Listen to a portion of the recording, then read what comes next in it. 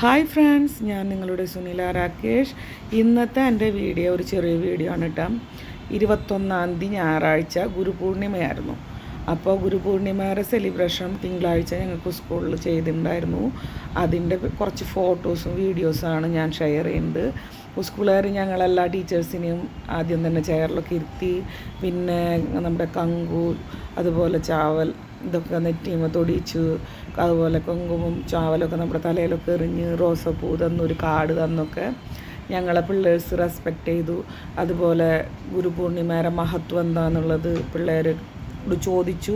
അതുപോലെ അതിനെപ്പറ്റി ടീച്ചർമാർ സ്പീച്ച് കൊടുത്തു. പണ്ടത്തെ കാലത്തൊക്കെ എന്ന് പറഞ്ഞാൽ ഇതിന് ഭയങ്കര ഇമ്പോർട്ടൻസ് ആയിരുന്നല്ല.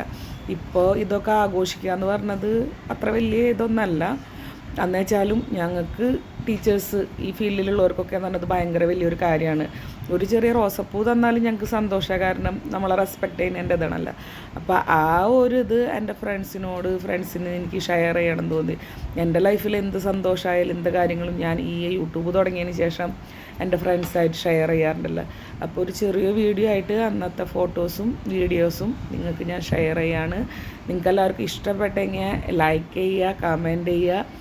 അതുപോലെ തന്നെ ഇനിയും എന്തൊക്കെ ഇമ്പ്രൂവ്മെൻറ്റ്സ് വരുത്തണമെന്ന് വെച്ചാൽ എന്നോട് പറയാം. Thank you.